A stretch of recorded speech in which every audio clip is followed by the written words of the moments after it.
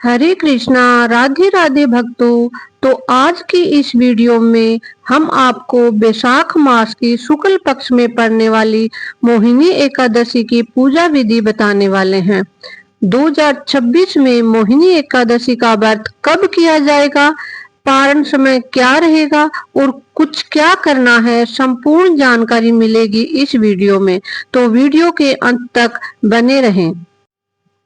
एकादशी व्रत करने की पूजा विधि करने से पहले हम सबसे पहले एक चौकी लेंगे। आप अगर मंदिर में ये पूजा करना चाहते हैं तो वहां कर सकते हैं, अगर वहां नहीं करना चाहते तो आप अलग जगह पर अपने पूजा विधि कर सकते हैं। तो चौकी लेंगे, उस पर हमने फूलों का आसन दिया है और एक पीले रंग का वस्त्र हमें उस पर बिछाना है। पीले रंग का वस्त्र भगवान विष्णु को अति प्रिय है, इसलिए ध्यान रखें कि अगर आपके पास पीले रंग का वस्त्र है तो वो बिछाएं, अगर नहीं है तो कोई हल्के रंग का वस्त्र वहां पर बिछा लें। और आप अपने हिसाब से वहां पर तैयारी कर लें, फूल वगैरह रख लें, आपके पास कोई माला है तो वो रख लें, पंख है तो वो रख लें, जो भी चीजें हैं अपनी सुविधा अनुसार वहां पर सामान रखें। अगर आपके पास लड्डू गोपाल है तो आज आप उन्हें मोहिनी स्वरूप दे सकते हैं। सबसे पहले आप एक बर्तन ले, आपके पास जो जैसे थाली ली है मैंने, उस पर स्वास्तिक का चिन्ह बनाएं और अपने लड्डू को, अगर आपके घर में लड्डू गोपाल जी हैं तो आप उनको अभिषेक करें और आप चाहें तो आज के दिन आप उन्हें मोहिनी स्वरूप में सुंदर सा श्रृंगार कर सकते हैं। ओम नमः भगवते वासुदेवाय नमः और नमः नारायण नमः के मंत्र का जाप करते हुए अपने लड्डू गोपाल को स्नान करना शुरू करें।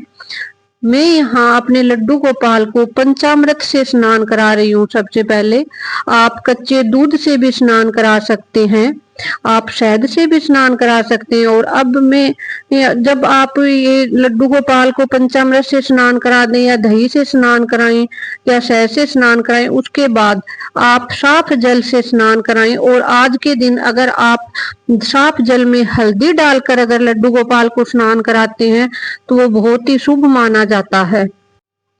धार्मिक मान्यताओं के अनुसार मोहिनी एकादशी के दिन भगवान विष्णु ने समुद्र मंथन के दौरान अमृत कलश को असुरों से बचाने के लिए मोहिनी अवतार लिया था। मोहिनी का स्वरूप धारण कर असुरों को अपने मोह माया के जाल में फंसाया और माया जाल फैलाकर सारा का सारा अमृत देवताओं को पिला दिया, जिससे देवताओं को अमृतत्व प्राप्त हो गया। इस कारण इस एकादशी को मोहिनी एकादशी कहा जाता है। इसलिए आज के दिन भगवान विष्णु के मोहिनी स्वरूप की पूजा करना शुभ होता है। जो भी लोग पहली बार एकादशी व्रत शुरू करना चाहते हैं तो वो आप बैसाख मास के शुक्ल पक्ष की मोहिनी एकादशी से शुरू कर सकते हैं।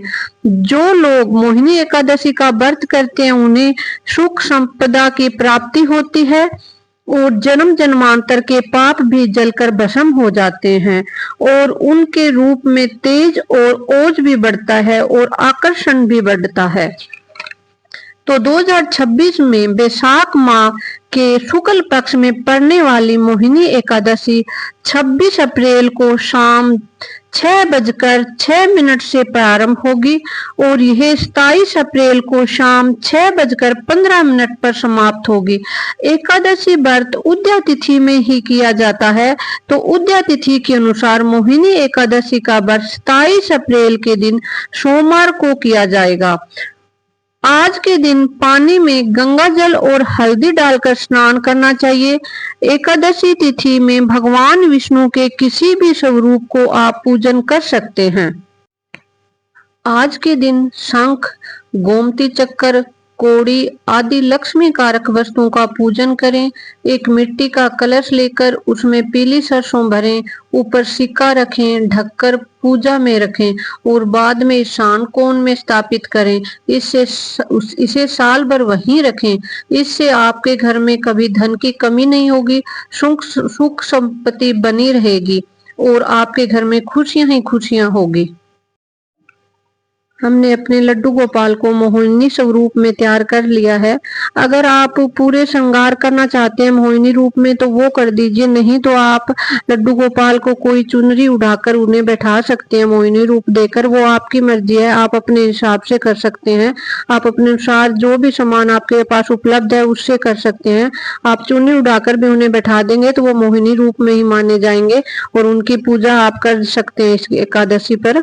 हमने अपने लड्डू को मोहिनी रूप में तैयार कर दिए, बहुत ही मनमोहक लग रहे हैं। आप इनकी इतर सेवा भी करें इस दिन। आपने अपने लड्डू गोपाल को मोहिनी स्वरूप देकर उन्हें आसन पर विराजमान करना है। मैंने तिल के आसन देकर इन्हें उन पे विराजमान किया है।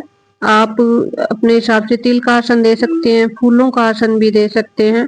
आपके पास अगर तिल नहीं है तो जौ का आसन देकर भी उन्हें आप विराजमान कर सकते हैं, पर चावलों का प्रयोग नहीं करना है। आपके पास अगर भगवान विष्णु की कोई प्रतिमा है या कोई मूर्ति है तो आप उन्हें विराजमान करें। आपके पास माँ लक्ष्मी का कोई स्वरूप की मूर्ति या प्रतिमा है तो उन्हें विराजमान करें। भगवान गणपति जी को भी तिल का आसन देकर उन्हें विराजमान करें। उसके बाद आप धूप द्वीप करें उनके पास, और धूप द्वीप करने के बाद आप उन्हें धूप भी कर सकते हैं, द्वीप, दोनों चीज करें।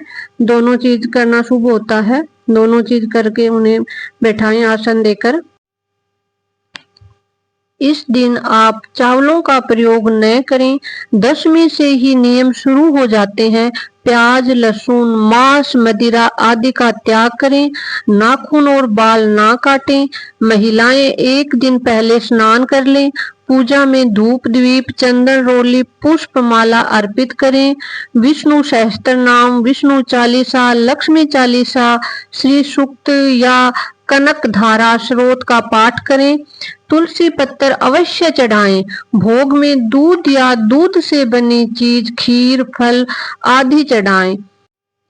इस दिन आप भगवान विष्णु, लड्डू गोपाल, गणपति महाराज को या तो चंदन का तिलक करें या हल्दी का तिलक करें। उन्हें फूल अर्पित करें जरूर। फल, इन्हें केले का भोग लगाएं। एकादशी पर भगवान विष्णु को केले का भोग अति प्रिय होता है। और आप भगवान विष्णु और गणपति महाराज को जनेऊ अर्पित करें। जनेऊ नहीं है आपके पास तो आप कलावा रूपी उन्हें वस्त्र दे सकते हैं। हमने लड्डू गोपाल को तो मोहिनी स्वरूप वस्त्र धारण करवा दिए हैं, और भगवान विष्णु और गणपति महाराज को अवस्त्र रूपी कलावा या जनेऊ धारण कराएं। आप इन्हें दूध का भोग लगाएं, और ध्यान रहे दूध में तुलसी पत्तर अवश्य डालें। भोग में, हर चीज में आप भोग जो भी लगाते हैं भगवान विष्णु और लड्डू गोपाल को, उसमें तुलसी पत्तर अवश्य डाल दें। गणपति महाराज को अगर भोग लगाएं तो उसमें तुलसी पत्तर ना डालें, और भगवान विष्णु को भोग लगाएं उसमें डालें। फूल अर्पित करें। फूल अर्पित करके आप उन्हें, ये जो हम कथा करेंगे उसमें भी आप चावलों का प्रयोग न करके सफेद तिलों का प्रयोग करें। और थोड़े तिल हैं वो आप दीपक में, जो आप दीपक प्रज्वलित हो रहा है उसमें डालें और फिर कथा करें। और कथा करते समय अपने हाथ में फूल और सफेद तिल रखें, और वो हाथ में रखकर ही आप कथा प्रारंभ करें और कथा पूर्ण करें। जब आपकी कथा पूर्ण हो जाए तो आप उस तिल को आप एक कलश में डाल सकते हैं और सूर्य भगवान को अर्पित कर सकते हैं।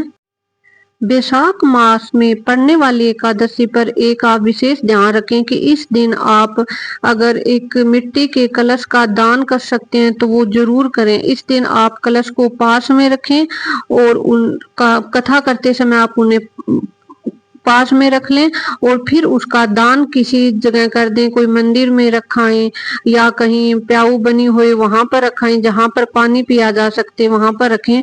और एक कलश का दान करना बहुत ही शुभ होता है। गर्मियों के समय में आने वाली एकादशी पर, वैसे तो हर एकादशी पर आपको एक कलश का दान करना चाहिए, पर इस एकादशी पर यह बहुत ही शुभ माना जाता है।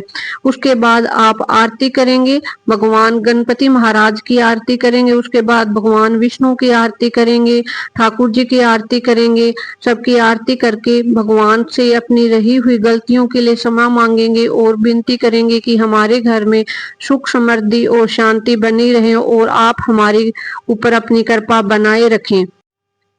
मोहिनी एकादशी व्रत का पारण का शुभ समय 28 अप्रैल 2026 को सुबह 5:43 से लेकर सुबह 8:21 तक रहेगा। इस दौरान सभी भक्त विधि विधान से अपना व्रत खोल सकते हैं। अगर आपको इस वीडियो में दी गई जानकारी पसंद आई है तो इसे लाइक और शेयर करें। यदि आप हमारे चैनल पर नए हैं तो हमारे चैनल मुकुल ब्लॉग्स 02 को सब्सक्राइब करके हमें सपोर्ट भी करें। धन्यवाद। राधे राधे।